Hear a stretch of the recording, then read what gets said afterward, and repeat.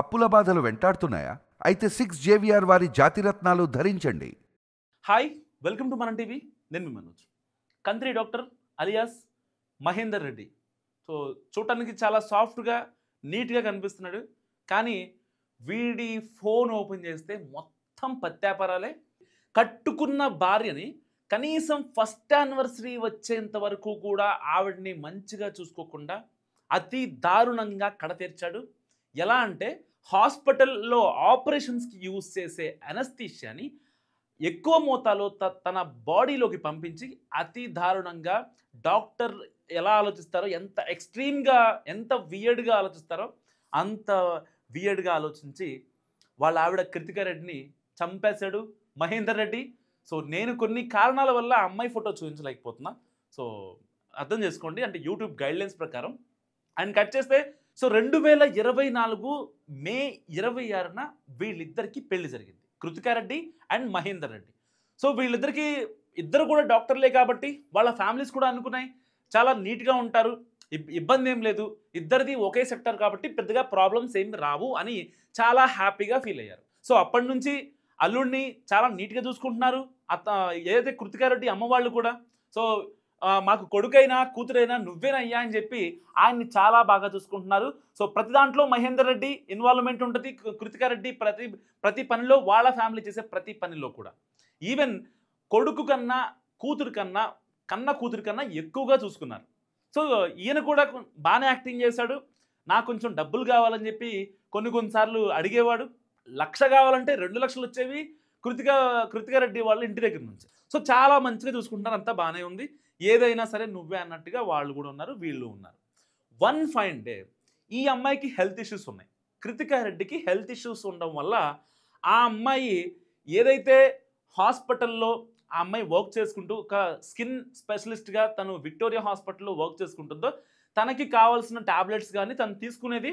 So కొంచెం తన health condition బాగాలేదు అన్నప్పుడే ఆవిడ లీవ్ పెట్టి ఇంట్లో ఉండేది. సో ఏం జరిగింది, 2025 మార్చి 23న ఈవిడికి హెల్త్ బాగాలేదని చెప్పడంతో మహేందర్ రెడ్డి కూడా ఏమన్నాడు, సరే హెల్త్ బాగాలేదు కదా నువ్వు ఇంట్లో ఉండిపో అని చెప్పాడు. దానికి ముందు మనోడు ఈ అమ్మాయి కృతికా రెడ్డికి తెలియకుండా మొత్తం ఆవిడకి హెల్త్ రిపోర్ట్స్, మొత్తం హెల్త్ చెకప్ చేయించాడు. ఏమేమి ఉన్నాయి డిసీజెస్, ఈ అమ్మాయికి ఏమన్నా ఇంకేమన్నా ఎక్స్ట్రాగా ఏమైనా ఉన్నాయా అని ప్రతిదీ చేయించాడు. సో కట్ చేసి దాంట్లో వచ్చింది ఏంటంటే గ్యాస్ట్రిక్ ప్రాబ్లం ఒకటి అండ్ షుగర్ కృతికా రెడ్డికి ఎఫెక్ట్ అయ్యాయి అని వచ్చింది రిపోర్ట్.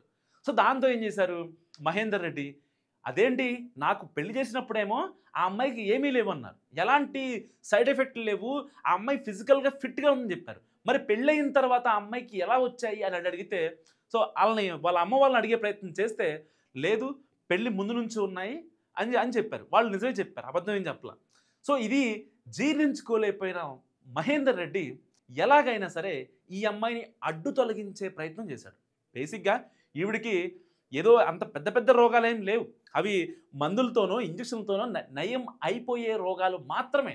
సబ్జెక్టివ్ కరెక్షన్, అవి రోగాలను కూడా నేను జస్ట్ అదొక ఇవాళ రేపు ఎవరికి లేవండి, దానివల్ల చంపేస్తారా.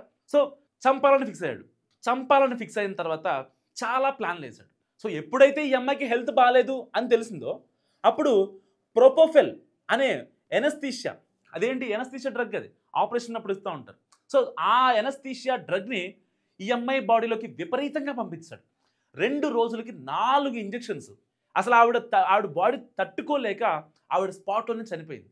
చనిపోతే ఆ అమ్మాయిని సూసైడ్ చేసుకుంది, లేకపోతే హెల్త్ బాగాలేదు కాబట్టి ఆ అమ్మాయి తట్టుకోలేక చనిపోయింది అనే ఒక ప్రయత్నం చేశాడు. లోకల్ హాస్పిటల్కి వెళ్ళి బొమ్మనహళ్ళి నియర్ బై కొన్ని హాస్పిటల్స్ ఉన్నాయి, ప్రైవేట్ హాస్పిటల్స్, అక్కడ తీసుకెళ్ళి ఒక డ్రామా క్రియేట్ చేసే ప్రయత్నం చేశాడు.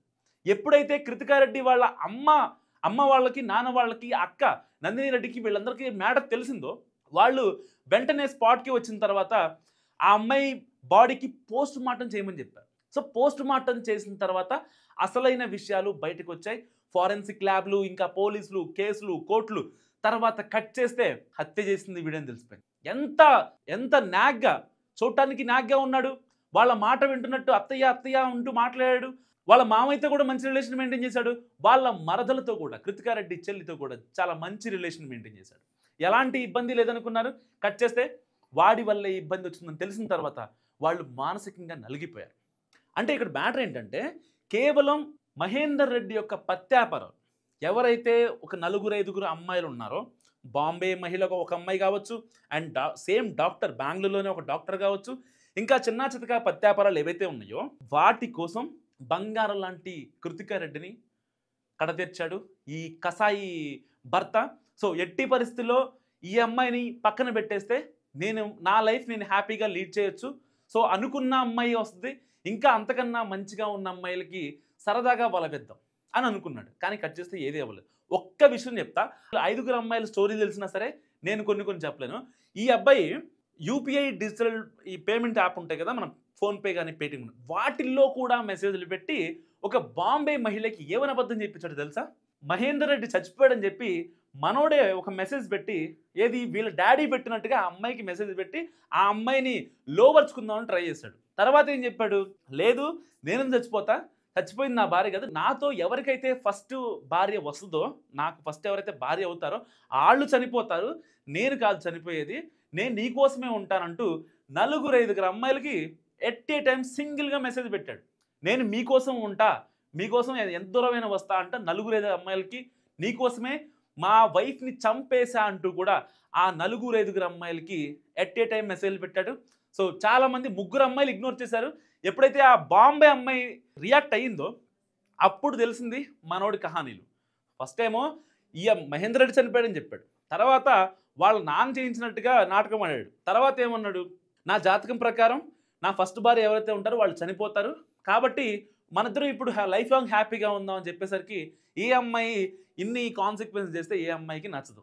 ఏదన్నా ఉన్నమాట డైరెక్ట్గా చెప్తే ఈ అమ్మాయిని యాక్సెప్ట్ చేసిద్దాం, తప్పైనా రైట్ అయినా సరే, కానీ ఇన్ని ఇలకత్తమ ఫీల్ చేసి ఈ నాటకాలు చేస్తే ఏ ఆడది కూడా ఒప్పుకోదు. సో ఇలాంటి నేపథ్యంలోనే ఈ 4-5 అమ్మాయిలు ఎవరైతే మాట వినలేదో వాళ్ళకి గతంలో కూడా పెళ్లి ప్రపోజల్, ఏదైతే ఈ అమ్మాయితో పెళ్లి నిశ్చయం అయిన తర్వాత కాపురం జరుగుతున్న టైంలోనే వాళ్ళందరూ ఫ్లాట్కి రావడం కావచ్చు, వాళ్ళందరితో మాట్లాడటం కావచ్చు, ఇలాంటి పత్యాపరాలన్నీ చేసి కృతికా రెడ్డిని కడతీర్చాలని డైరెక్ట్గా ఫిక్స్ అయిపోయి, కేవలం ఆ అమ్మాయికి షుగర్ ఉంది, రేపు గ్యాస్ట్రిక్ ఇష్యూస్ ఉన్నాయి, రేపొద్దున మనకి పుట్టే పిల్లలకు కూడా ఏదన్నా ఇబ్బంది జరిగితే ఏంటి పరిస్థితి అని ఆలోచించిన ఈ బాస్టర్డ్ నిజంగా ఆ అమ్మాయిని కడతీర్చాడు. అంటే డాక్టర్లు కూడా ఇంత వియర్డ్గా ఆలోచిస్తారా అనే దానికి అసలు చాలా దారుణం నిజంగా.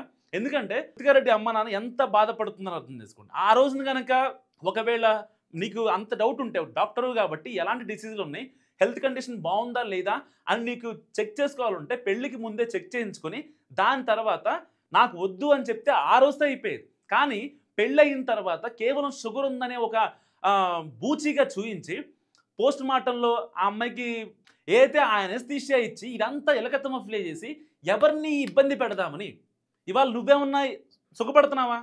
4 గోడల మధ్య ఊచలు లెక్క పెడుతున్నావు, కనీసం పక్కన కూడా ఎవరు ఉండరు, ఎందుకు ఇలా చేశానా అని చెప్పి ప్రతి క్షణం ఆలోచించుకోవాల్సిన పరిస్థితి. ఆ అమ్మాయిని చంపేశావు, నువ్వు కటకటాలు వెనుకున్నావు, నువ్వు ఎవరైతే నమ్మావని చెప్పి నీ 4 అమ్మాయిలు ఎవరైతే ఉన్నారో వాళ్ళంతా కూడా కనీసం ఇవాళ నువ్వు బయట ఉన్నావంటే, ఇవాళ లోపల ఉన్నావంటే కనీసం పరామర్శించడానికి కూడా రాని వాళ్ళు, అలాంటి వాళ్ళ కోసం బంగారం లాంటి కృతికా రెడ్డిని చంపేసి ఇవాళ నువ్వు కూడా ఏం సాధించావు? 4 గోడల మధ్య ఎంత ఇబ్బంది పడుతున్నావు? కనీసం ఎవరన్నా సేవ్ చేయడానికి వచ్చేవాళ్ళు ఎవరైనా ఉన్నారా? ఎవ్వరూ లేరు. సో ఏదేమైనప్పటికీ ఆ 4 అమ్మాయిలతో ఎవరితో అయినా ఒక్కరితో నేను లైఫ్ లాంగ్ హ్యాపీగా ఉండొచ్చు అనే ఒకే ఒక్క రీజన్తో నిజంగా మహేందర్ రెడ్డి చేసిన ఘాతుకం అంతా ఇంత కాదు. నిజంగా డాక్టర్స్లో కూడా ఇలాంటి వాళ్ళు ఉంటారా అని చెప్పి నాకు మహేందర్ రెడ్డి స్టోరీ విన్న తర్వాత నేను రియలైజ్ అయిన విషయం. సో మహేందర్ రెడ్డి స్టోరీ గురించి మీరేమనుకుంటున్నారు? కామెంట్ రూపంలో చెప్పండి. చూస్తున్నాను మన టీవీ.